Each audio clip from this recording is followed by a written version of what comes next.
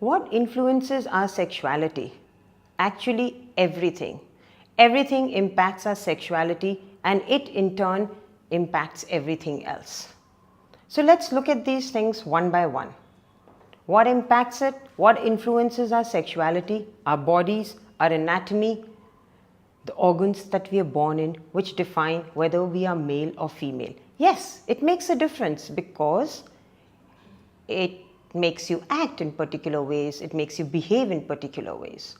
What are the other things that influence your emotional lives? The relationships that you have around you, how happy are we, is going to make a difference into who we are as a person, how we define ourselves as a person, how satisfied we are, how we relate to them, all has and makes a difference on our sexuality. The other things that make a difference are your cultural. Your cultural would be the society around you, your upbringing.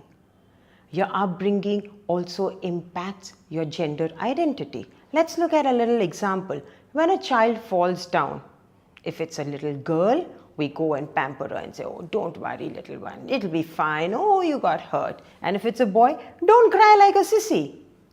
What is that child supposed to do? At that early age, he is learning or she is learning how to behave. And that is impacting your sexuality, your gender roles, who you are in life. It's also making a difference on what you think is okay. Whether you think it's okay to be that way as a man or a woman. Is it okay to cry as a boy? Is it okay to cry as a grown-up man?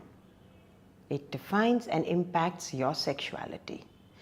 The other thing that impacts your sexuality is your religion. Whatever faith you follow, whatever leanings you have will make a difference, because some religions tell you masturbation is not okay.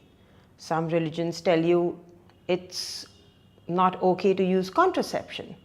All these things will make a difference on how you act. Most religions do tell you that it's okay to have sex in marriage. So that's fine.